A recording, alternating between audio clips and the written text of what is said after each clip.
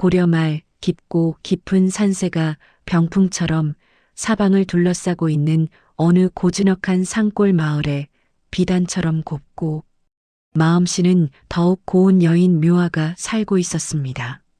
그녀의 이름처럼 그림 같은 아름다움을 지녔지만 묘화의 삶은 비할 데 없이 고단하고 쓸쓸했습니다.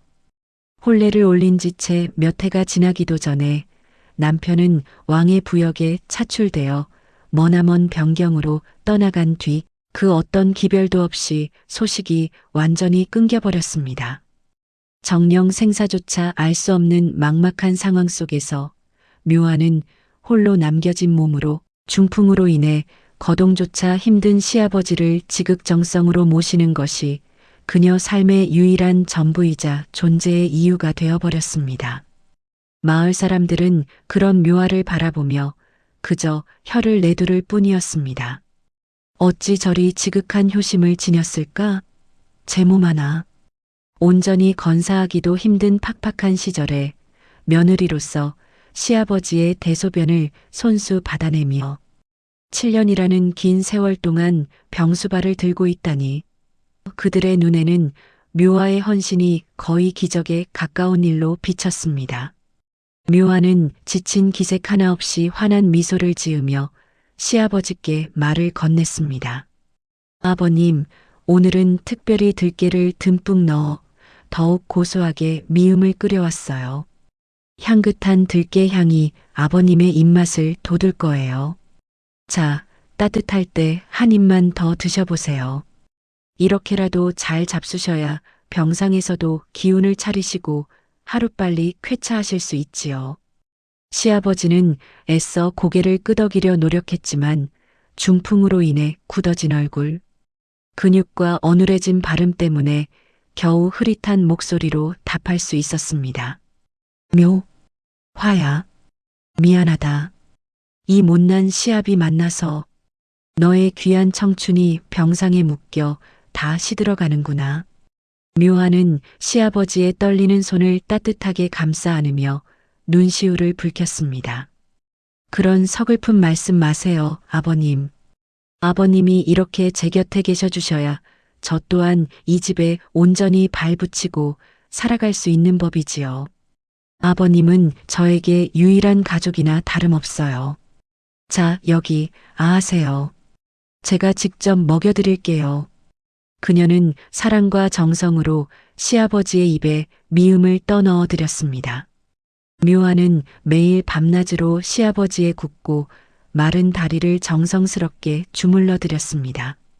중풍으로 인해 혈액순환이 원활하지 못한 시아버지의 다리는 차갑고 딱딱하게 굳어 있었지만 묘화는 조금이라도 통증을 덜어드리고자 밤새도록 손길을 멈추지 않았습니다. 혹독한 겨울이 오면 차가운 냇가에 나가 두껍게 얼어붙은 얼음을 깨뜨리고 시아버지의 더러워진 옷가지와 침구들을 손수 빨았습니다. 그녀의 손등은 매서운 찬 바람과 차가운 물에 트고 갈라져 피가 맺히기 일쑤였습니다. 그럼에도 불구하고 묘화는 단 한 번도 인상을 찌푸리거나 불평 한마디 내뱉는 법이 없었습니다. 오직 시아버지를 향한 지극한 효심만이 그녀의 마음속을 가득 채우고 있었습니다. 시아버지는 그런 며느리의 헌신적인 모습과 따뜻한 손길에 감흡하며 말없이 묘화의 손을 잡고 소리 없이 눈물을 흘리곤 했습니다. 그의 눈물 속에는 며느리에 대한 미안함과 고마움, 그리고 측은함이 한데 뒤섞여 있었습니다. 그러나 하늘도 무심했던 것일까요? 묘화의 그 지극한 정성에도 불구하고 시아버지는 끝내 기나긴 병마를 이겨내지 못하고 눈을 감고 말았습니다. 묘화는 비통함에 말을 잇지 못했습니다. 7년이라는 세월 동안 모든 정성을 다 바쳐 모셨던 시아버지의 마지막 숨이 멎는 순간 그녀는 하늘이 무너지는 듯한 슬픔과 상실감에 휩싸였습니다. 그녀의 세상은 이제 완전히 무너져 내리는 것 같았습니다. 시아버지의 장례를 치른 후 채 며칠이 지나기도 전에 묘화의 삶에는 또 다른 시련이 찾아왔습니다. 평소에는 발길도 뜸하던 첫째 아주버님이 며느리 동서와 함께 찾아와서는 마치 기다렸다는 듯 싸늘하고 냉정한 말들을 쏟아냈습니다. 첫째 아주버님은 헛기침을 하며 분위기를 잡더니 차가운 목소리로 말했습니다. 에헴, 이제 아버님도 돌아가셨으니 이 집과 남겨진 논밭은 내가 마땅히 관리해야 할 도리라고 생각한다. 너는 자식도 없고 더 이상 이 집안에 직접적인 연고도 없으니 이제 이만 집을 정리하고 나가는 것이 좋겠구나. 그의 말 속에는 조금의 온정이나 배려도 찾아볼 수 없었습니다. 묘화는 충격에 말을 잇지 못하다가 간신히 입을 열었습니다. 아주버님, 지금 그게 무슨 말씀이세요? 제가 지난 7년간 이 집에서 아버님을 친부모처럼 모셨습니다. 하루도 빠짐없이 병상을 지키며 며느리로서의 도리를 다했어요. 이제 와서 갈 곳 없는 저를 이렇게 무정하게 내쫓으시면 저는 대체 어디로 가야 합니까? 그녀의 목소리에는 간절함과 서러움이 뒤섞여 있었습니다. 그러자 옆에 서 있던 동서가 기다렸다는 듯 비웃듯이 쏘아붙였습니다. 아유, 동서도 참 염치도 없네. 그동안 아버님 수발을 든 것은 며느리이자 자식된 도리로 당연히 해야 할 일 아니었어? 그걸 가지고 마치 대단한 공이라도 되는 양유세를 떨 거야? 누가 보면 집이라도 한 채 해달라고 할 기세네.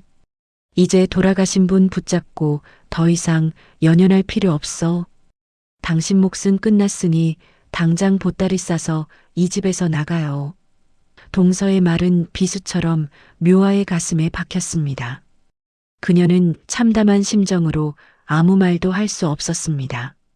그 당시 법보다도 훨씬 무서운 것이 바로 인간의 탐욕과 이기적인 욕심이었습니다. 아주버님 내외는 돌아가신 아버지가 남긴 얼마 안 되는 작은 논밭과 초라한 집 한 채라도 모조리 자신들이 독차지하기 위해 지극정성으로 시아버지를 모셨던 묘화를 아주 모질고 잔인하게 내쫓았습니다. 묘화는 그렇게 졸지에 자신의 모든 것이었던 보금자리를 잃고 길거리로 내몰리게 되었습니다. 사랑하는 시아버지께 마지막으로 올린 정성 어린 제사상조차 차리지 못한 채 묘화는 낡고 해진 보따리 하나만 겨우 챙겨들고 정들었던 마을과 시아버지가 잠든 집을 뒤로 한 채 쓸쓸히 떠나야만 했습니다. 그녀의 발걸음은 한없이 무겁고 슬펐으며 어디로 향해야 할지 모르는 막막함에 깊은 한숨을 내쉬었습니다. 그 길고도 고통스러운 여정의 시작이었습니다. 그러나 묘화는 결코 좌절하지 않았습니다. 그녀의 마음속에는 시아버지께 바쳤던 순수한 효심과 잃어버린 자신의 삶을 다시 찾아야겠다는 굳은 의지가 불꽃처럼 타오르고 있었습니다. 세상이 아무리 모질게 그녀를 내몰아도 묘화는 결코 꺾이지 않을 강인한 생명력을 지니고 있었습니다. 그녀는 자신이 겪은 부당함과 슬픔을 딛고 일어서 언젠가 반드시 자신만의 삶을 다시 일궈낼 것이라고 다짐했습니다. 그 굳건한 결심만이 그녀를 앞으로 나아가게 하는 유일한 힘이었습니다. 묘화의 이야기는 이제 막 시작된 것이나 다름없었습니다. 그녀의 앞날에는 또 어떤 시련과 역경이 기다리고 있을지, 그리고 그녀는 그 모든 것을 어떻게 이겨낼지 아직은 아무도 알 수 없었습니다. 그러나 한 가지 확실한 것은 묘화의 효심과 강인함은 어떤 고난 속에서도 빛을 잃지 않을 것이라는 사실이었습니다. 어느 날이었습니다. 마을에서 쫓겨나 때처럼 정처없이 나무 아래를 서성이던 묘화의 눈에 닿는 대로 유독 깊은 산속으로 들어갔습니다. 복숭아 하나가 들어왔습니다. 또 걸었습니다. 다른 복숭아들보다 밤낮을 헤매었는지 은은한 빛이 가늠하기조차 어려운 산을 진동할 만큼 그녀의 발바닥에는 굵은 물집이 잡히고 홀린 듯 피가 배어나왔으며 땄습니다. 온몸은 천근만근 그 아름다움에 매료될 뿐이었습니다. 더 이상 한 발자국도 너무나 아까울 것만 같았습니다. 예쁜 모습이었고 뜨거운 태양 아래 차마 그 탐스러운 과실에 타들어갔고 수 없었습니다. 차가운 밤 공기에 그녀의 본능은 얼어붙는 이 복숭아가 평범하지 않다는 것이 없어 깨닫게 했습니다. 정신이 아득해지고 세상에 눈앞은 어쩜 이렇게 흔들려 모든 것이 사람이 만든 보석도 이보다 예쁘지는 못할 거야. 낡고 도저히 먹을 수가 없는 채를 발견했습니다. 방 한쪽에 모셔두고 마치 오래된 그림에서 튀어나온 듯한 그녀는 그 오두막은 보물이라도 얻은 듯 가까웠습니다. 소중히 복숭아를 오랫동안 사람의 온기가 닿지 않은 듯 지붕의 복숭아와는 크게 내려앉아 있었고 영롱한 나무 기둥들은 향기 금방이라도 그리고 손에 닿는 순간 느껴지는 따뜻한 온기가 마당에는 그녀의 잡초가 무성하게 자라 사로잡았습니다. 사람 키를 훌쩍 넘겼으며 정성스럽게 닦은 소박을 타고 기어올라가 조심스럽게 통째로 집어삼킬 기세였습니다. 마치 귀한 손님을 맞이하듯 묘아에게는 그 복숭아를 위한 그 어떤 궁궐보다도 마련해 주었습니다. 소중한 안식처이자 집안의 가장 모든 희망을 담고 있는 곳, 유일한 햇살이 잘 드는 창가에 소반을 넣어 쓰러질 것 같은 몸을 이끌고 복숭아는 시간이 지날수록 오두막 안으로 들어선 묘하는 차갑고 빛을 발하는 듯했습니다. 축축한 흙바닥에 주저앉아 그 은은한 빛은 겨우 숨을 밤하늘의 별빛처럼 폐허와 다름없는 방안을 채웠지만 묘한 그녀는 매일 아침 깨끗한 묘한 안정감과 함께 알 수 없는 평화를 느꼈습니다. 더 이상 복숭아를 누구의 눈치도 볼 필요가 없고 생각하는 것이 누구의 비난도 감당할 필요가 없다는 낙이 되었습니다. 그녀를 감쌌습니다. 그렇게 하루 이틀 그녀는 시간이 흘러 들에서 벗어나 7일째 되는 자신만의 세상에 들어선 듯한 착각에 빠졌습니다. 그 어느 때보다 강렬한 빛을 바라며 방 안을 가득 채웠고 그녀의 목소리는 갈라지고 떨렸지만 온데간데 없이 사라지고 체념과 그 어떤 말로도 알 수 없는 결연함이 담겨 있었습니다. 사랑이 그래 그녀의 가슴을 차라리 잘된 일이었습니다. 더 이상 사람들의 모진 말과 작은 얼굴을 쓰다듬으며 시선 속에서 조용히 속삭였습니다. 마을 사람들의 따가운 눈초리를 견디느니 이제 너와 나는 영원히 함께할 거란다. 산짐승을 친구 삼아 살아가는 속에는 세상의 모든 순수함과 미래에 대한 약속이 이제 아무도 나를 비난할 수 없어. 묘아는 아무도 나를 가엽게 여기거나 불쌍하게 쳐다보지 않을 거야. 세상 나는 그 어떤 나 자신으로 살아갈 존재가 아버님 있었기 때문입니다. 저 여기 있어요. 묘한 아버님 살아계셨더라면 복숭아라는 뜻을 고통받지 않았을 텐데 지었습니다. 부디 저를 지켜주세요. 어느덧 모모는 이 외로운 산속에서 어여쁜 소녀가 살아가는 저를 굽어 살펴주십시오. 어느 날 마을에 알 수 없는 병이 눈을 감고 돌아가신 시아버지의 수많은 얼굴을 사람들이 고통스러워했고 시아버님은 늘 자신에게 따뜻하고 인자한 마을 전체가 절망에 빠져들 때 마을 사람들의 손가락질에도 불구하고 묘아를 감싸 안아주셨던 깊은 곳에 있는 신성한 약초를 찾아내어 그런 시아버님이 돌아가신 치료했습니다. 묘아는 의지할 곳 없이 홀로 남겨졌고 다시 평화를 되찾았고 마을에서 쫓겨나게 된 마을의 것입니다. 영웅으로 추앙받게 그녀의 되었습니다. 가슴에는 시아버지에 대한 그리움과 그녀에게 도움을 청하기 처지에 대한 깊은 모모는 한시도 쉬지 않고 사람들을 돕기 위해 낮에는 온 산을 헤매며 험한 바위 틈과 숲속 깊은 곳에서 산나무를 뜯고 밤에는 무너진 벽을 보수하며 하루하루를 버텼습니다. 새벽에 여명이 채 가시기도 전에 일어나 움직이기 시작하여 밤늦도록 쉬지 않고 일했습니다. 그녀의 상처투성이 손은 돌을 나르고 흙을 개어 벽을 채웠으며 거친 나무 껍질로 엮은 새끼줄로 지붕을 덧대고 찢어진 문틈을 막았습니다. 낡고 허물어졌던 오두막이 조금씩 제 모습을 찾아갈수록 묘아의 마음에도 희미한 희망의 빛이 싹트기 시작했습니다. 그녀는 고된 노동 속에서 마을에서의 비난과 상처를 잊으려 애썼습니다. 아무도 그녀를 찾아오지 않는 이 고립된 공간에서 묘아는 비로소 자신만의 삶을 개척하고 시작하는 듯 했습니다. 그녀는 이제 더 이상 남의 시선을 의식하지 않고 자신만의 방식으로 살아가기로 결심했습니다. 그렇게 한 달, 두 달 시간이 흘러갔습니다.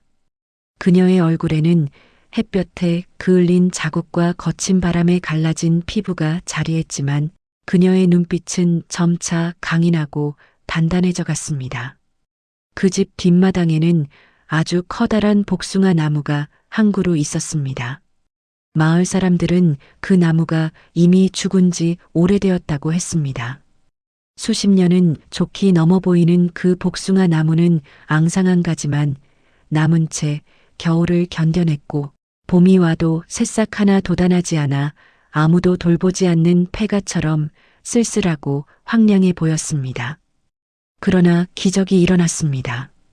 묘화가 집을 가꾸고 돌보기 시작하자 죽은 줄만 알았던 그 나무는 봄이 되자 마치 잠에서 깨어나듯 기적처럼 연분홍빛 꽃을 피워냈습니다. 수많은 꽃들이 가지마다 만개하여 마치 복숭아 나무가 묘화를 따뜻하게 반기고 응원하는 듯 했습니다. 그 아름다운 광경에 묘화는 한동안 넋을 잃고 바라보았습니다. 너무나 외로웠던 묘화는 그 나무를 친구 삼아 그 누구에게도 말하지 못했던 마음속 깊은 이야기들을 털어놓기 시작했습니다. 묘화는 복숭아 나무에게 진심을 담아 말을 건넸습니다. 그녀의 목소리는 때로는 부드럽게, 때로는 애달프게 이어졌습니다. 나무야, 너도 참 외로웠겠구나. 이 깊은 산속에서 홀로 수많은 계절을 묵묵히 견뎌냈으니 마치 나처럼 말이야. 나도 그래. 가끔은 사람의 따뜻한 목소리가 너무나 그리워서 아무도 없는 이 산속에서 혼자 중얼거리곤 한단다. 아버님도 나를 그렇게까지 미워하시지는 않으셨을 텐데. 그녀는 복숭아 나무를 바라보며 지난날의 회한과 깊은 슬픔을 쏟아냈습니다. 누구에게도 털어놓지 못했던 깊은 속마음을 나무에게 고백했습니다. 나무는 말이 없었지만 묘화는 나무가 자신의 이야기를 귀 기울여 들어주고 있다고 굳게 믿었습니다. 복숭아 나무는 그녀의 모든 감정을 묵묵히 받아주는 듯 했습니다. 묘화의 진심 어린 이야기는 바람을 타고 나무의 가장 높은 끝까지 전해지는 듯 했습니다. 바람이 불어 나뭇가지들이 흔들릴 때마다 묘화는 나무가 자신에게 답하는 것 같다고 생각했습니다. 그녀에게 복숭아 나무는 단순한 자연물이 아니라 살아있는 친구이자 유일한 위안이며 세상과의 연결고리였습니다. 나무는 그녀의 슬픔을 함께 나누고 그녀의 외로움을 달래주는 존재였습니다. 그렇게 계절이 바뀌고 봄이 지나 여름이 깊어갈 무렵 연분홍빛 아름다운 꽃들이 지고 난 자리에 탐스럽고 먹음직스러운 복숭아들이 주렁주렁 열리기 시작했습니다. 푸른 잎사귀 사이로 수줍게 얼굴을 내민 복숭아들은 묘화의 외롭고 고단한 산속 생활에 작은 위로와 희망을 안겨주었습니다. 그녀는 빨갛게 익어가는 복숭아들을 바라보며 저절로 미소 지었습니다. 그녀는 복숭아를 먹으며 언젠가 이 산속 오두막에서 벗어나 고통 없는 행복한 삶을 살 수 있을 것이라는 막연하지만 간절한 희망을 품었습니다. 그러나 그녀의 앞날은 아직 예측할 수 없었습니다. 깊은 산속, 인적이 드문 곳에 자리한 외딴 오두막에서 홀로 삶을 영위하던 묘화. 그녀의 일상은 고요하고 평화로웠지만 때로는 한없이 밀려오는 사무치는 외로움이 마음 한구석을 깊이 저미곤 했습니다. 그녀에게 세상은 때때로 너무 넓고 차갑게 느껴졌으며 밤이면 고즈넉한 오두막에 홀로 앉아 창밖의 달을 바라보며 깊은 한숨을 내쉬는 날이 많았습니다. 어느 화창한 봄날 묘화는 늘 그랬듯 산책을 나섰습니다. 숲길을 따라 걷던 그녀의 눈에 문득 탐스럽게 익은 복숭아 한 알이 들어왔습니다. 가지에 매달린 채 붉은빛이 선명하게. 묘화는 복숭아에 홀린 듯 발걸음을 멈추고 손을 뻗었습니다. 복숭아를 조심스럽게 감싸쥐는 순간 그녀의 가슴 깊은 곳에서 알 수 없는 따뜻한 온기가 파도처럼 밀려오는 것을 느꼈습니다. 이 복숭아가 예사롭지 않음을 직감한 묘화는 그것을 소중히 품에 안고 오두막으로 향했습니다. 집으로 돌아온 묘화는 그 복숭아를 자신의 가장 소중한 보물처럼 다루기 시작했습니다. 매일 아침 해가 떠오르면 복숭아를 햇볕 잘 드는 창가에 놓아두고 저녁에는 품에 안고 부드럽게 쓰다듬으며 정성껏 돌봤습니다. 묘화는 여느 때와 다름없이 복숭아를 품에 안고 조용히 이야기를 건네고 있었습니다. 그때였습니다. 갑자기 복숭아가 빛을 내기 시작하더니 이내 강렬하고 환한 빛이 묘화의 품속에서 뿜어져 나왔습니다. 눈을 가늘게 뜨자 믿을 수 없는 광경이 그녀의 눈앞에 펼쳐졌습니다. 탐스럽던 복숭아는 온데간데 없고 그 자리에 세상에서 가장 예쁜 여자아이가 방긋 웃으며 앉아 있는 것이었습니다. 아이의 피부는 복숭아처럼 맑고 고왔으며 눈빛은 초롱초롱 빛나고 있었습니다. 묘화는 너무나 놀라 얼어붙은 듯 아무 말도 할 수 없었습니다. 꿈인지 생시인지 현실인지 환상인지 분간할 수 없는 기적 같은 순간이었습니다. 그녀의 심장은 쿵쾅거렸고 벅차오르는 감동에 온몸이 전율했습니다. 아이 어머니, 저를 이토록 지극정성으로 돌봐주셔서 진심으로 감사합니다. 당신의 따뜻한 손길과 변치 않는 사랑 덕분에 제가 이 세상에 태어날 수 있었습니다. 묘와 경악과 혼란, 그리고 희미한 기쁨이 뒤섞인 표정으로 내가 대체 누구냐? 복숭아는 어디 가고 이렇게 어린아이가 갑자기 내 품에 나타난 것이냐? 이 모든 것이 꿈이 아니란 말이냐? 아이 저는 나무의 신령님이 당신의 지극한 효심과 티 없이 맑은 선한 마음에 깊이 감복하시어 보내주신 따님입니다. 7일 동안 당신이 보여주신 그 변함없는 정성과 사랑 덕분에 제가 마침내 인간의 몸을 입고 이 세상의 모습을 드러낼 수 있었습니다. 저는 당신의 딸입니다, 어머니. 묘와 꿈인지 생시인지 분간할 수 없어 눈물을 글썽이며 이것이 정녕 현실이란 말이냐? 내 두 눈으로 보고도 믿기지 않는구나. 꿈인가 싶구나. 정녕 내가 내 딸이란 말이냐? 외롭고 지쳐있던 내게 이런 기적을 선물해 주신 신령님, 진심으로 감사합니다. 감사합니다. 묘화는 아이의 작은 몸을 두 팔 벌려 꼭 끌어안았습니다. 그동안 쌓였던 외로움과 슬픔, 그리고 알 수 없는 불안감들이 아이의 따뜻한 온기 속에서 사르르 녹아내리는 듯 했습니다. 외로움과 고독으로 가득했던 묘화의 메마른 삶의 한 줄기 따뜻한 빛처럼 찾아온 아이는 그녀의 메마른 마음에 단비가 되어 주었습니다. 그녀는 도희의 존재 자체가 자신에게는 가장 큰 축복이자 선물임을 깨달았습니다. 도희는 자랄수록 그 미모가 빼어날 뿐만 아니라 묘화의 외로웠던 산속 생활은 도희의 맑고 청아한 웃음소리로 가득 찼고 오두막은 더 이상 고요하고 쓸쓸한 공간이 아닌 생기와 활력이 넘치는 행복한 보금자리가 되었습니다. 두 사람은 세상 부러울 것 없는 행복한 나날을 보냈습니다. 아침에는 함께 산나물을 캐고 저녁에는 모닥불 앞에 앉아 도란도란 이야기를 나누며 서로의 존재에 감사했습니다. 도희는 어머니 묘화의 그림자처럼 언제나 곁을 지키며 작은 손으로 집안일을 돕고 어머니의 마음을 헤아렸습니다. 묘화는 도희를 볼 때마다 가슴 한편이 뭉클해지는 것을 느꼈습니다. 어느덧 도희는 어엿한 숙녀로 성장했습니다. 도희가 온 뒤로 신기하게도 오두막 주변에는 항상 풍성한 먹을거리가 넘쳐났습니다. 겨울에도 방 안은 훈훈했으며 거친 산바람에도 흔들림 없는 안식처가 되었습니다. 그녀는 더 이상 외롭지 않았습니다.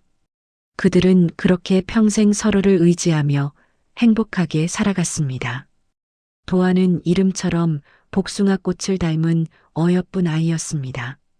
어린 시절부터 홀어머니 밑에서 자란 도아는 세상의 모진 풍파를 홀로 감당해야 했습니다. 그녀는 철부지 어린아이처럼 마냥 행복하게 뛰어놀 수 없었습니다. 대신 그녀의 작은 어깨에는 일찍이 삶의 무게가 짊어져 있었습니다.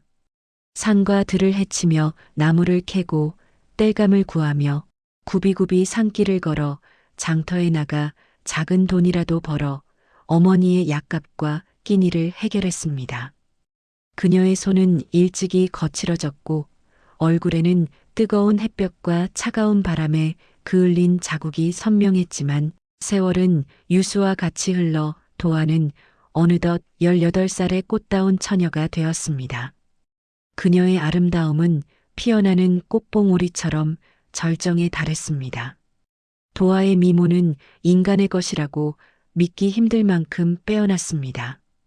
탐스러운 검은 머리카락은 마치 비단처럼 윤기가 흘러 허리까지 길게 내려왔고 오뚝한 콧날 아래 앵두 같은 입술은 살포시 미소를 머금을 때마다 주변을 환하게 밝혔습니다. 깊고 그윽한 눈매는 밤하늘의 별빛을 담은 듯 신비로웠고 하얀 피부는 갓 피어난 복숭아 꽃잎처럼 보드라웠습니다. 마을 사람들은 물론 우연히 그녀를 본 나그네들조차도 도아의 아름다움에 넋을 잃고 한참을 바라보곤 했습니다. 그저 산골 처녀라 하기엔 너무나 아까운 신이 빚어낸 듯한 절세미인이었습니다. 그녀의 발걸음 하나하나, 손짓 하나하나에도 우아함이 배어 있었고 그 어떤 화려한 치장도 필요 없는 자연 그대로의 아름다움이었습니다. 그러던 어느 날 도아는 기력이 쇠해진 어머니 묘화에게 드릴 약재를 구하기 위해 자신이 직접 채취한 귀한 산나물을 챙겨 마을 장터로 내려갔습니다. 어머니의 병세가 깊어질수록 그녀의 마음은 애가 탔습니다. 늘 그랬듯이 어머니가 가장 좋아하시는 나물들을 정성껏 골라 깨끗하게 다듬어 바구니에 소담하게 담았습니다. 비단 옷 대신 낡고 해진 무명옷을 입었지만 그녀의 아름다움은 그 어떤 옷으로도 가릴 수 없었습니다. 장터는 평소보다 더 많은 사람들로 북적였고 활기찬 기운과 갖가지 물건들의 흥정 소리로 가득했습니다. 도아는 조심스럽게 한편에 자리를 잡고 앉아 수줍은 미소를 지으며 나무를 팔기 시작했습니다. 사람들은 나무를 사기보다는 그녀의 미모에 이끌려 그녀의 주변으로 모여들었고 도아는 그런 시선들이 익숙하면서도 한편으로는 부담스럽고 불편했습니다. 간신히 나무를 모두 팔고 어머니께 드릴 약을 사기 위해 약재상으로 발걸음을 재촉하려던 찰나였습니다. 장터에 나타난 도아의 비범한 아름다움은 결코 숨길 수 없었습니다. 그녀를 지켜보던 마을의 건달들이 불순한 눈빛으로 도아의 뒤를 쫓기 시작했습니다. 그들은 오랜 시간 동안 마을을 휘젓고 다니며 백성들을 괴롭혀온 악명 높은 무리였습니다. 그들은 껄렁껄렁한 걸음걸이로 도아의 앞을 가로막으며 다가왔습니다. 그들의 눈빛에는 짐승 같은 욕망과 불쾌한 웃음기가 가득했고 도아는 본능적으로 강한 위험을 감지했습니다. 심장이 쿵쾅거리고 손끝이 얼어붙는 듯한 차가움을 느꼈습니다. 도아는 애써 침착하려 했지만 등골에서는 식은 땀이 줄줄 흘러내렸습니다. 그녀는 본능적으로 몸을 움츠렸습니다. 이제껏 겪어보지 못한 위협적인 상황에 그녀는 어찌할 바를 몰랐습니다. 건달 이복의 처자. 이렇게 고운 얼굴을 하고서 어찌 그리 빨리 가려 하는가? 우리와 함께 잠시 얼굴 좀 봅시다. 이렇게 아름다운 자태를 하고서 어찌하여 이 좁디 좁은 산속에만 숨어 있는가? 이리 아까운 미모는 세상에 널리 알려야 하는 법. 우리랑 같이 풍류를 즐기며 술이나 한잔하자고. 우리와 함께라면 지금껏 경험해보지 못한 즐거움을 맛볼 수 있을 것이야. 어때, 솔깃하지 않은가? 그의 목소리는 기름기 가득했고 탐욕스러운 눈빛으로 도아를 위아래로 훑어보는 시선은 도아에게 깊은 불쾌감과 모욕감을 안겨주었습니다. 건달의 말 한마디 한마디가 비수처럼 가슴에 박혔습니다. 도아 비켜주세요. 저는 지금 당장 어머니께 드릴 약을 사서 돌아가야 합니다. 제발, 제발 저를 놓아주세요. 도아는 애원하듯 간절히 말했지만 그들의 귀에는 들리지 않는 듯 했습니다. 그녀는 뒷걸음질 치며 그들을 피하려 했지만 건달들은 오히려 더욱 집요하게 그녀의 앞길을 가로막고 다가왔습니다. 그녀는 다시 한번 용기를 내어 그들을 뿌리치려 했습니다. 그녀의 눈빛에는 두려움과 함께 강한 거부감이 서려 있었습니다. 건달 허허, 이 처자복에 성격도 급하시긴. 우리가 그저 잠시 즐거운 시간을 보내고자 할 뿐인데 그리 정색할 것까지야. 그는 도아의 앞을 가로막으며 음흉한 미소를 지었습니다. 그의 손이 불쾌하게 도아에게 뻗어오려 했습니다.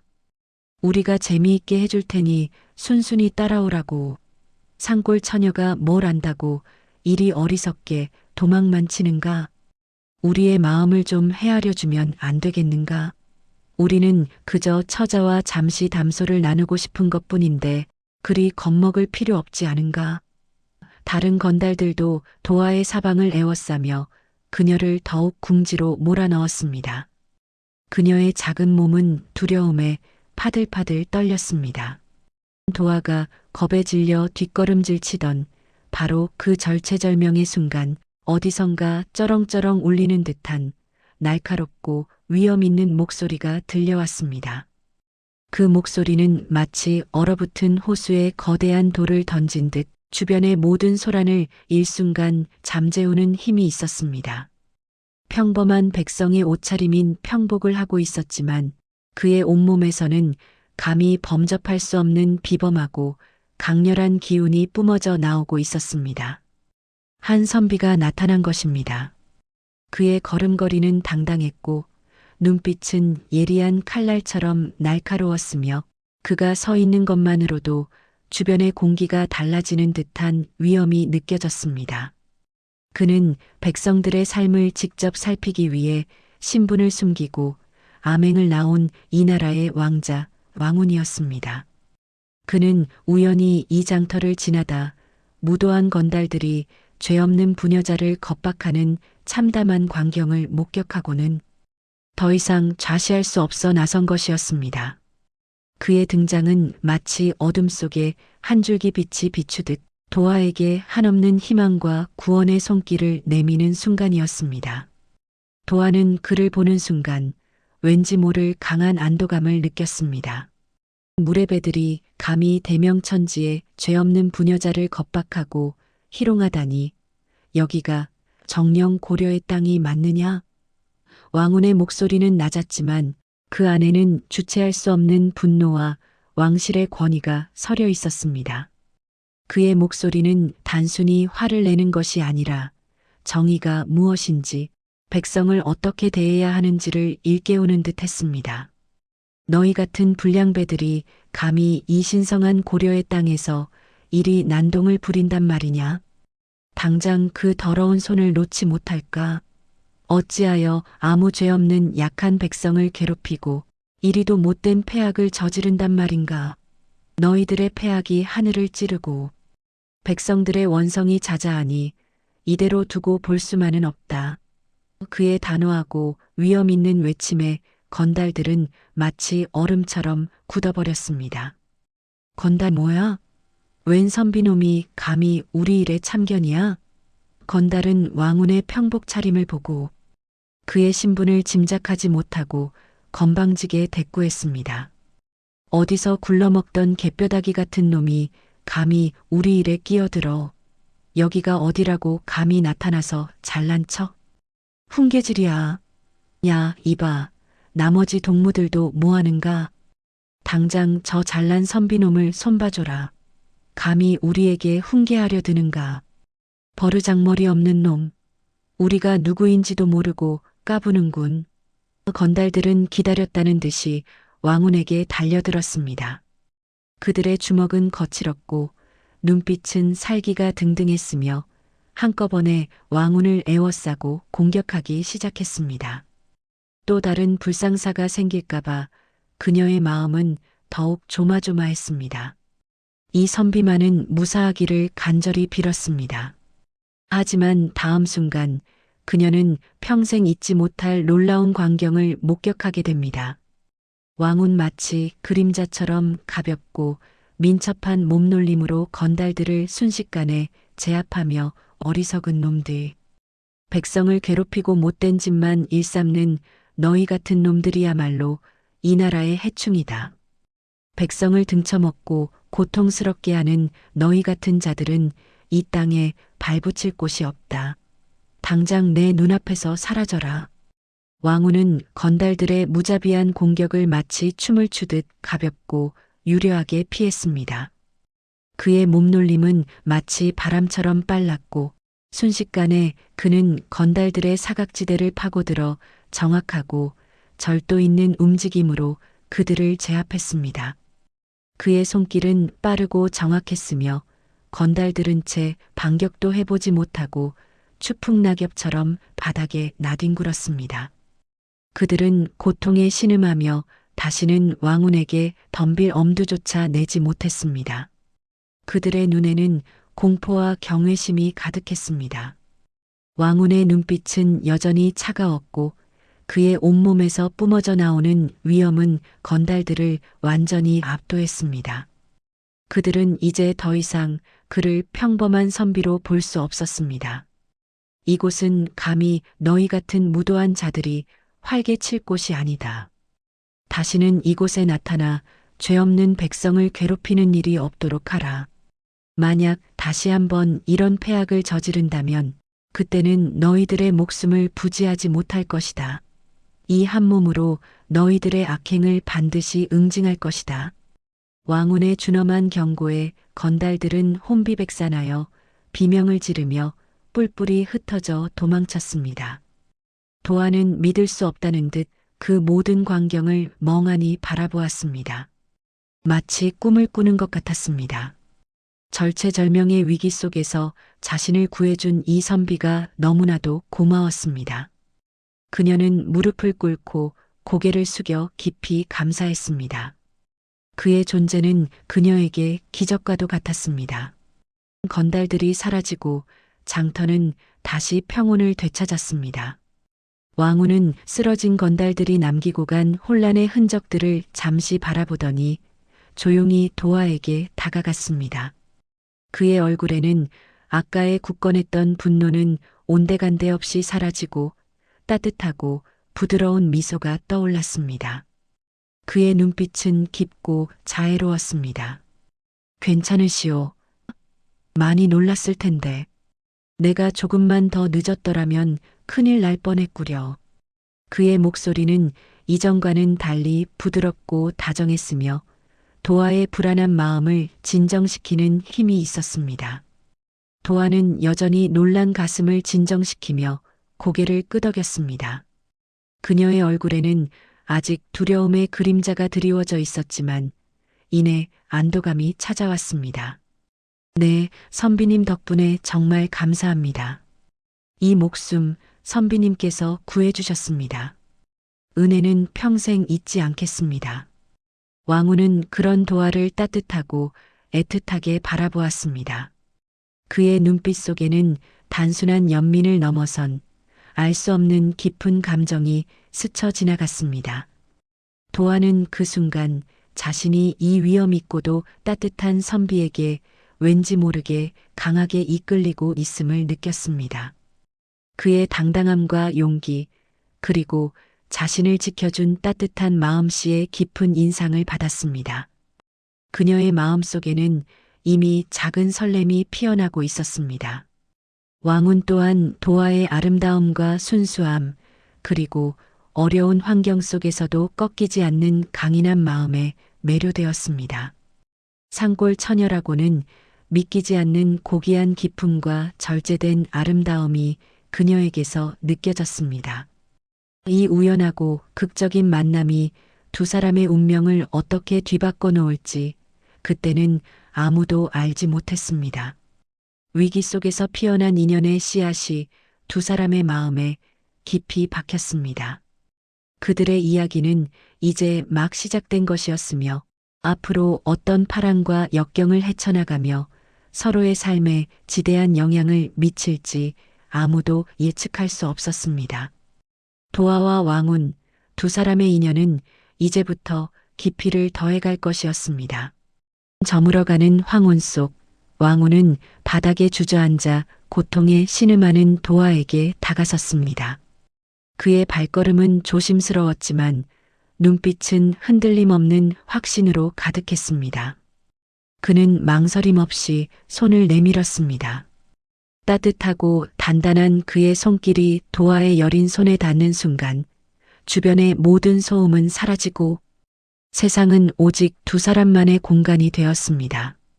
흙먼지로 얼룩진 도화의 얼굴 위로 흐르는 눈물은 그녀의 아픔을 대변했지만 그녀의 맑고 깊은 눈망울은 왕운의 시선을 사로잡았습니다.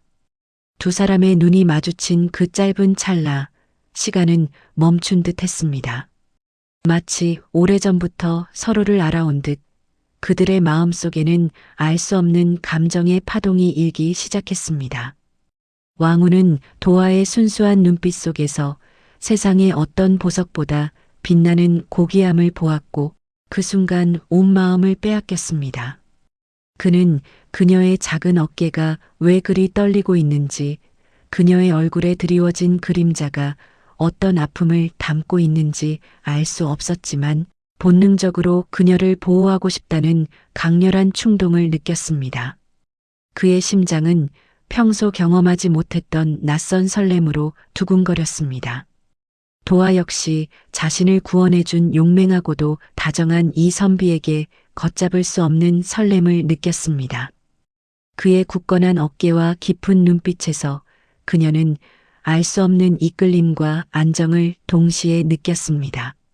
마치 짙은 어둠 속을 헤매다 발견한 한 줄기 빛처럼 그의 존재는 그녀에게 위안과 희망을 안겨주었습니다. 주변의 위험도 방금 겪었던 끔찍한 일도 모두 희미해지는 듯 했습니다. 그녀의 마음속에는 오랫동안 닫혀있던 문이 스르르 열리는 듯한 기묘한 감정이 싹트기 시작했습니다. 왕후는 도화의 작은 몸이 아직도 미세하게 떨리는 것을 느꼈고 그녀의 안색이 여전히 창백하다는 것을 알아차렸습니다. 그의 마음은 그녀에 대한 연민과 함께 그녀를 안전하게 지켜주고 싶은 강한 욕구로 가득 찼습니다. 그는 그녀가 조금이라도 더 편안하게 집에 도착할 수 있도록 말없이 그녀의 집 근처까지 동행해 주었습니다. 그의 걸음은 듬직했고 마치 든든한 나무가 작은 꽃을 감싸듯 그녀의 옆을 지켰습니다. 그녀는 그의 옆에서 생전 처음 느껴보는 안온함과 보호받는다는 행복감을 느꼈습니다. 그의 침묵은 어떤 말보다도 깊은 위로와 신뢰를 주었습니다. 이 짧은 동행은 두 사람의 가슴 속에 잊을 수 없는 첫 만남의 순간으로 깊이 새겨졌습니다. 그들의 발걸음이 이어지는 동안 저물어가는 해는 마지막 붉은 노을을 하늘에 수놓았고 밤하늘의 별들이 하나둘 모습을 드러내기 시작할 무렵 그들은 도화의 집 대문 앞에 섰습니다. 헤어짐이 아쉬운 듯 두 사람 모두 쉬이 발걸음을 떼지 못했습니다. 서로의 눈빛 속에서 그들은 말로는 다할 수 없는 수많은 감정들을 교환했습니다. 마치 눈빛만으로도 서로의 마음을 읽을 수 있는 듯 했습니다. 도화는 그에게 진심으로 감사하는 마음을 담아 입을 열었습니다. 그녀의 목소리는 아직 조금 떨렸지만 그 진심은 왕운의 심장에 고스란히 전달되었습니다. 그녀의 작은 떨림 속에서도 진심이 묻어나는 목소리는 왕운의 마음을 더욱 흔들었습니다. 이 순간 두 사람의 운명은 마치 거대한 실타래처럼 얽히기 시작했습니다. 아무도 예상치 못했던 그러나 너무나도 자연스러운 끌림이 그들을 새로운 이야기로 이끌고 있었습니다. 그들의 마음속 깊은 곳에서는 이미 서로를 향한 간절한 그리움이 싹트고 있었습니다. 선비님, 오늘 정말 선비님 덕분에 목숨을 구할 수 있었습니다. 어찌 이 은혜를 다 갚아야 할지 모르겠습니다. 저의 미천한 목숨을 구해주신 선비님의 은혜는 평생 잊지 못할 것입니다. 정말로 감사합니다. 혹 선비님의 귀한 성함이라도 여쭤봐도 될는지요? 제 이름은 도아라고 합니다. 보잘것없는 이름이지만 부디 기억해 주시옵소서. 그녀의 목소리에는 진심 어린 감사와 함께 그에게 더 깊이 다가가고 싶은 간절함이 담겨 있었습니다. 그녀의 눈빛은 왕운의 얼굴에 고정되어 있었고 그에게서 조금이라도 더 많은 것을 알아내고 싶어 하는 호기심과 설렘으로 반짝였습니다. 그녀의 마음속에는 이미 이 낯선 선비에 대한 짙은 감정이 자리 잡기 시작했습니다.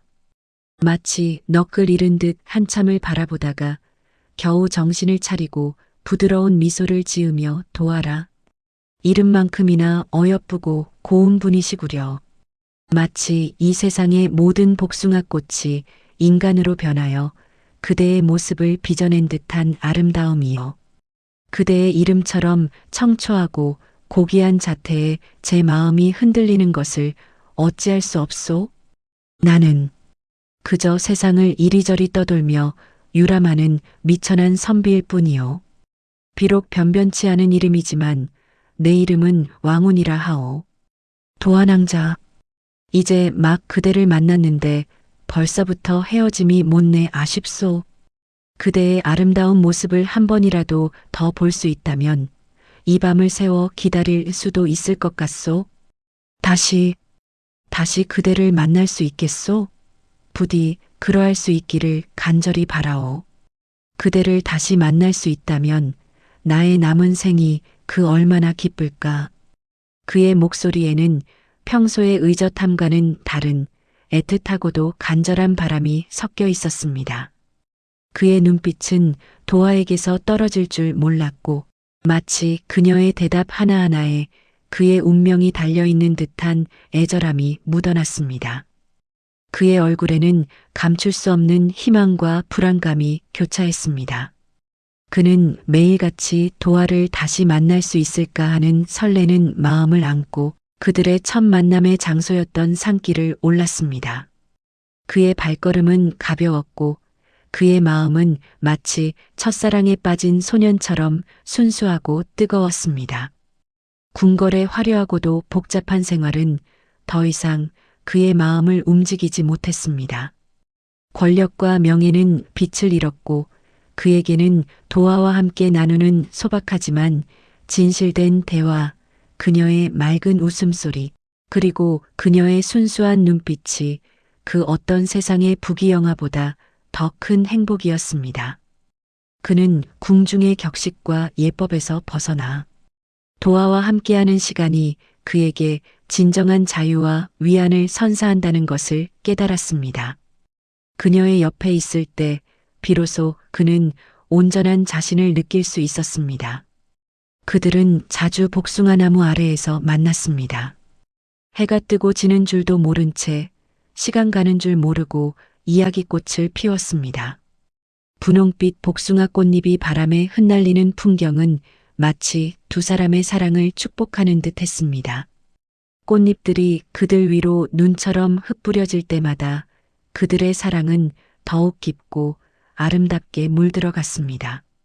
그들은 함께 시를 읊으며 서로의 감성을 공유했고 지난날의 아픔과 미래에 대한 꿈을 이야기하며 서로에게 깊이 스며들었습니다. 왕후는 도아의 이야기를 경청하며 그녀의 삶에 대한 깊은 이해를 얻었고 그녀의 지혜와 강인함에 감탄했습니다. 도아 역시 왕운의 지혜로운 생각과 고든 성품에 점점 더 매료되었고 그의 따뜻한 마음씨에 깊이 감동했습니다. 서로의 존재 자체가 서로에게 가장 큰 기쁨이자 위로가 되었고 그들은 서로의 눈빛 속에서 무한한 사랑을 확인했습니다.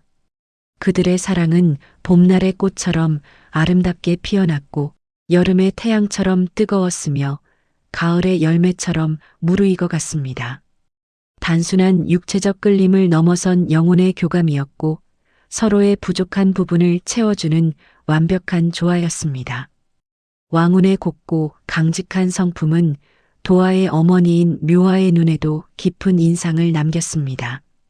묘화는 왕운이 단순한 선비가 아니라 진정으로 도화를 아끼고 사랑할 줄 아는 귀한 인연임을 직감했습니다.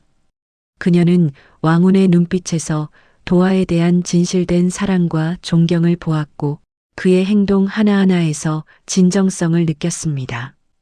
묘화는 두 사람의 순수하고도 아름다운 사랑을 보며 진심으로 기뻐했고 그들의 만남을 따뜻하게 축복해 주었습니다. 그녀는 자신의 딸 도화가 왕운과 함께라면 어떤 고난과 역경도 헤쳐나갈 수 있을 것이라고 믿어 의심치 않았습니다. 그녀의 마음속에는 도화가 왕운을 만나 진정한 행복을 찾을 수 있을 것이라는 확신이 자리 잡았습니다. 복숭아꽃이 만개한 계절, 그들의 사랑은 그렇게 깊고도 아름답게 무르익어 갔습니다. 밤하늘을 수놓은 별들 아래 그들은 서로에게 영원한 사랑을 맹세했습니다. 두 사람은 서로의 존재를 통해 삶의 진정한 의미와 행복을 찾아갔습니다. 그들의 사랑은 단순한 연정을 넘어 서로를 성장시키는 거대한 힘이 되었습니다. 마치 거친 바람에도 흔들리지 않는 뿌리 깊은 나무처럼 그들의 사랑은 견고하고 굳건했습니다. 그들은 서로의 눈빛 속에서 미래를 보았고 그 미래는 오직 서로와 함께하는 행복으로 가득 차 있었습니다. 하지만 행복도 잠시 평화로웠던 두 사람의 시간은 오래가지 못했습니다. 마치 예견된 운명처럼 혹은 피할 수 없는 현실처럼 왕운의 정체를 알아챈 궁의 군사들이 마치 거센 파도처럼 산속 깊은 오두막까지 들이닥쳤습니다. 그들의 발걸음은 절도 있었고 표정은 단호했습니다. 하늘 아래 감출 수 없는 비밀처럼 왕자의 신분은 결국 드러나게 마련이었던 것입니다. 아무리 깊은 산속이라 할지라도 왕실의 눈과 귀를 피할 수는 없었습니다. 왕후는 왕실의 엄중한 명을 거역할 수 없었기에 사랑하는 도화를 뒤로하고 미련 가득한 발걸음으로 궁으로 돌아가야만 했습니다. 그의 마음은 찢어질 듯 아팠고 도화의 눈물 어린 얼굴이 아른거려 한 걸음 한 걸음을 떼기가 너무도 어려웠습니다. 하지만 피할 수 없는 현실 앞에서 그는 잠시 이별을 택할 수밖에 없었습니다. 그는 떠나기 전 도화에게 자신의 진정한 정체를 밝히며 깊은 믿음과 변치 않을 약속의 정표를 건넸습니다. 그의 눈빛은 흔들림 없었고 목소리에는 진심이 가득했습니다. 대화 왕운 도화야, 나의 지극히 사랑하는 이여. 나의 마음을 온전히 사로잡은 유일한 존재여. 사실 나는 이 나라의 왕자란다. 그동안 너에게 나의 신분을 감춰왔던 것을 진심으로 용서해다오. 너에게 부담을 주고 싶지 않았고 잠시나마 평범한 사람으로서 너와 함께하고 싶었던 나의 어리석은 욕심 때문이었다. 이제 나는 어쩔 수 없이 궁으로 돌아가야만 해. 나의 부재가 길게 느껴질지라도 잠시만 참고 기다려다오. 그리 길지 않을 거야. 아니, 나는 결코 너를 오래 기다리게 하지 않을 것이다. 내 반드시 나의 부왕을 찾아가 온 마음을 다해 설득하고 모든 난관을 극복하여 너를 이 나라의 정식 왕자비로 그리고 나의 평생 반려자로 맞이하러 오겠다. 이 옷가락질을 나의 변치 않는 사랑과 굳건한 믿음의 징표로 가져다오. 이것은 우리 둘만의 비밀스러운 약속이자 나의 진심이 담긴 가장 소중한 증표이니 부디 잘 간직해 주렴. 이 옷가락질을 볼 때마다 나의 사랑을 기억하고 내가 돌아올 것을 믿어주길 바란다. 너 없는 궁궐은 나에게 아무런 의미가 없으니 나는 반드시 너에게 돌아갈 것이다. 도화 왕자님이셨군요. 제게는 너무나도 먼 세상의 분이셨네요. 저는 그저 이 깊은 산속에서 태어나고 자란 이름 없는 아이일 뿐인데 저 같은 미천한 자를 어찌 왕자님께서 마음에 품으셨는지요. 저는 황송하여 몸 둘 바를 모르겠습니다. 하지만 당신을 기다리는 일이라면 저의 모든 것을 바쳐 평생이라도 기꺼이 할 수 있습니다.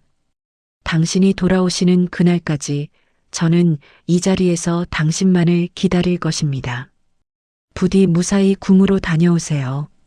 저의 마음은 언제나 이 오두막에서 그리고 이 복숭아 나무 아래에서 당신을 향해 있을 것입니다. 왕자님 부디 만수무강하시고 부디 몸 조심하십시오. 제가 드리는 이 작은 마음이 당신의 길을 밝히는 등불이 되기를 바랍니다. 옷가락지 소중히 간직하겠습니다. 애절하고도 슬픈 작별 인사를 뒤로하고 왕후는 무거운 발걸음을 재촉하여 궁으로 돌아갔습니다. 그의 마음속에는 오직 도화를 다시 만날 날만을 고대하는 열망으로 가득했습니다. 궁에 당도하자마자 그는 지체 없이 왕에게 찾아가 자신의 진심을 다해 도화와의 혼인을 간청했습니다. 그의 목소리는 떨렸지만 그 안에 담긴 진정성은 그 누구도 부정할 수 없었습니다. 처음에는 도화의 미천한 신분 때문에 왕의 반대가 하늘을 찌를 듯 심했습니다. 왕은 왕자가 일시적인 감정에 사로잡혀 분별 없는 행동을 하는 것이라며 불같이 호통을 쳤고 그를 나무랐습니다. 조정의 여러 대신들 또한 일국의 왕자가 미천한 산골 처녀를 왕자비로 맞이하는 것은 국본을 흔들고 왕실의 위엄을 실추시키는 심각한 문제라며 극심한 반대에 부딪혔습니다. 그들의 반대 의견은 타당해 보였지만 왕혼의 사랑 앞에서는 아무런 의미가 없었습니다. 그러나 왕후는 그 어떤 반대와 회유에도 불구하고 결코 포기하지 않았습니다. 그는 밤낮으로 왕을 찾아가 드넓은 고려의 사랑이 얼마나 진실하고 순수한지 이어지는 듯했습니다. 도화가 얼마나 아름다운 심성과 북쪽에서 불어오는 차가운 바람에 대해 단순한 계절의 변화가 아니었습니다. 간절하게 이야기했습니다. 그것은 심상치 않은 전운, 도화가 비록 거대한 폭풍을 예고하는 불길한 그 어떤 귀한 여인보다도 어머니를 떠나보낼 지 1년이 채 되지 않아 아직 슬픔의 그림자가 가시지 않은 도화의 같은 사랑이라 또 다른 먹구름이 드리워하게 들었습니다. 압록강 너머에서 밀려오는 한결같은 진심과 도화의 특별하고 그들의 발걸음은 대지를 뒤흔들었고 마음이 움직이기 시작했습니다. 햇빛에 번쩍이며 특히 공포를 평생을 엄격한 군주의 자세로 한 번도 자신의 뜻을 삽시간의 불길에 휩싸여 감정에 휘둘리지 않던 왕자가 무고한 백성들의 처절한 목소리가 애절하게 매달리는 메아리치며 그리고 끊이지 두 사람의 진실하고 고려를 걱정하는 도화의 마음은 깊이 감동한 왕은 잠 못 이루는 모든 반대와 시간을 보내게 했습니다. 혼례를 허락했습니다. 그녀의 눈은 불길의 마음속에 자리 잡았던 차가운 이시하는 시선은 왕실의 체면 북쪽 하늘에 세속적인 규범보다는 혹시라도 들려올지 모를 행복과 순결한 사랑의 불안감은 그 어떤 것보다도 크게 다가왔던 것입니다. 도화남자 왕자님께서 전해주라 하셨습니다. 진정한 가치는 신분에 있지 군사들이 후퇴하고 있다는 것을 적들의 기세가 너무나도 강하여 혼례 준비가 용감한 병사들은 드디어 화살마저 바닥나 전멸할 위기에 처했습니다. 왕궁을 떠나 목소리에는 화려하게 말할 수 없는 절박함과 왕후의 도화와 당장이라 키웠던 무너져 내릴 것 같은 비통함이 오두막을 향해 굽이굽이 이어지는 길을 따라 한마디가 장엄하게 나섰습니다. 도화의 심장을 날카로운 칼날로 마치 한 폭의 그림처럼 아름다워 도화 왕자님은 온 세상이 두 사람의 사랑을 축복하는 도화의 목소리는 미세하게 떨렸고 백성들은 그녀의 아름다운 눈동자는 맑게 불안과 두 사람의 앞날을 비추는 듯했습니다. 그녀의 시선은 어미는 전령의 얼굴에 고정되어 있었지만 내가 행복하다면 사실은 그것은 너머의 전장과 그곳에 있을 부디 그곳에서 귀한 분의 사랑을 듬뿍 받으며 세상의 모든 행복을 누리려 마지막 결전을 준비하고 계십니다. 이 늙은 어미를 지금은 화살 한 발이 너무나도 이 복숭아 나무 아래에서 너를 기다리고 있을 것이다.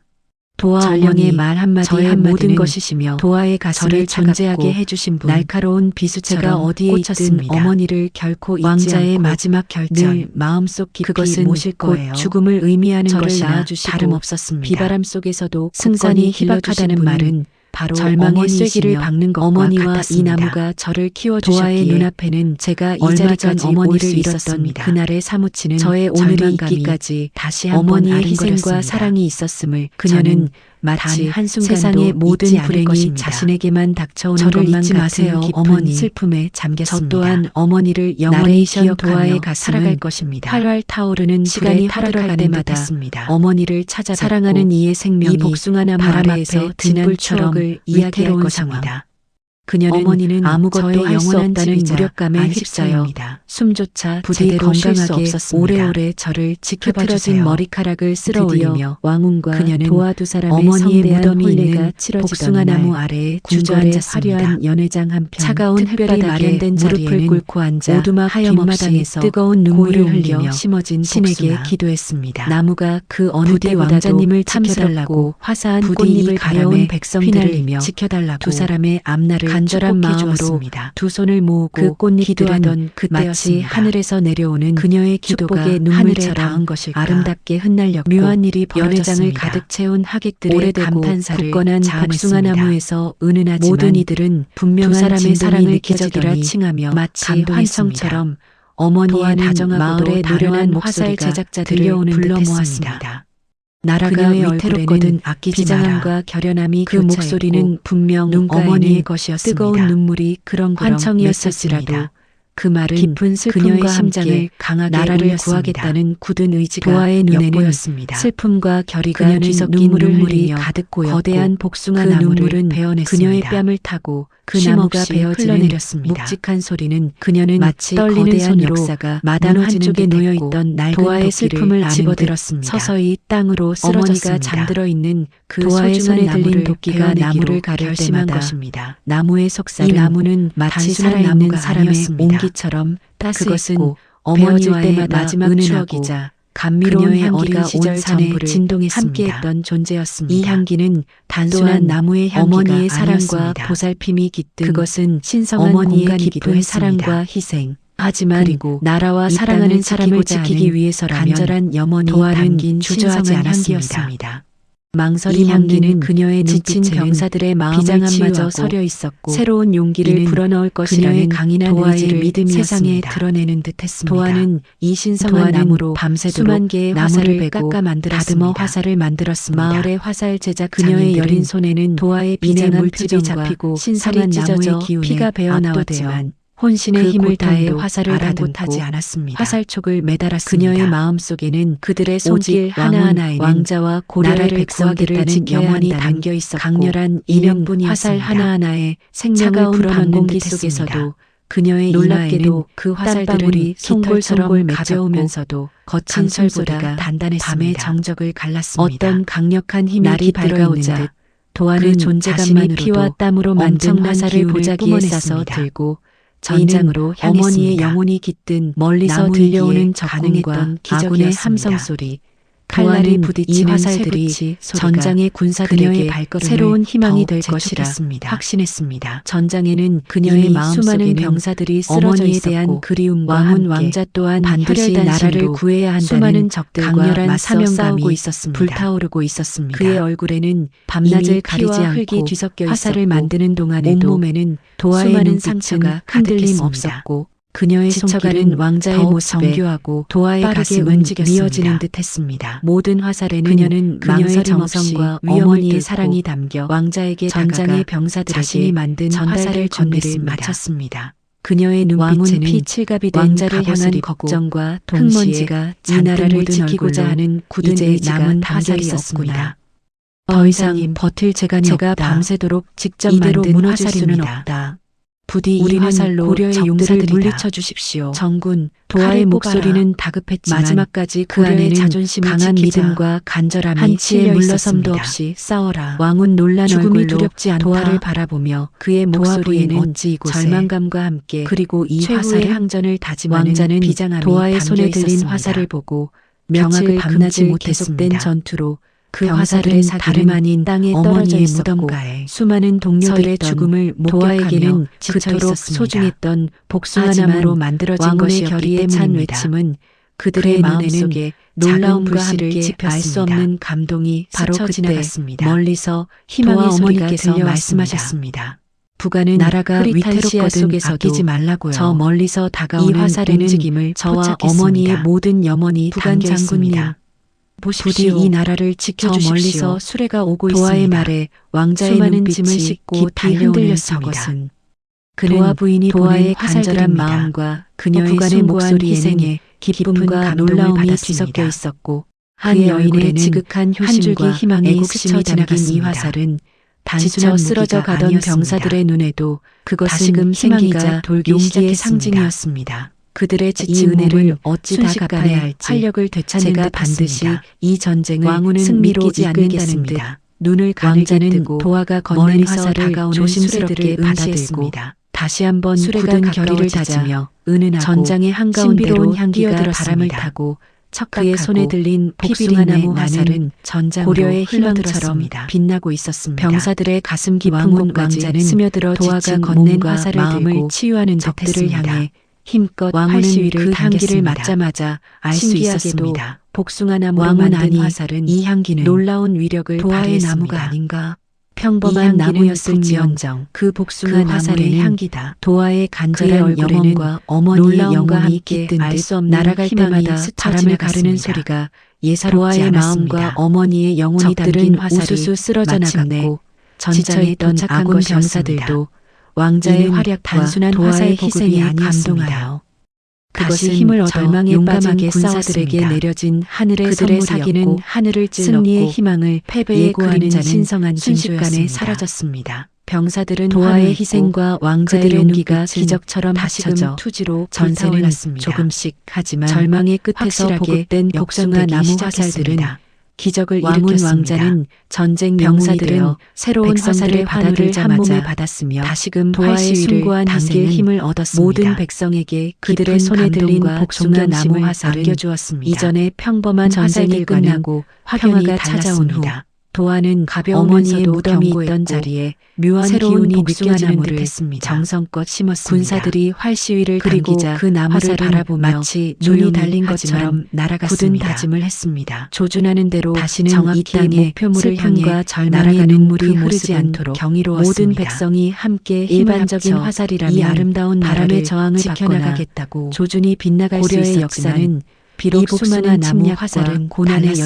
연속이었지만 마치 그 살아있는 속에서도 존재처럼 끊임없이 적의 피어나는 움직임을 희망과 잃고 용기 따라가는 그리고 듯했습니다. 숭고한 희생 정신이 바람의 있었기에 저항도 전혀 더욱 받지 빛나는 않았고 역사였습니다. 적이 아무리 튼튼한 어머니의 방패로 말씀처럼 막아도 정말 그 소중한 틈새를 것을 정확히 지키기 파고들었습니다.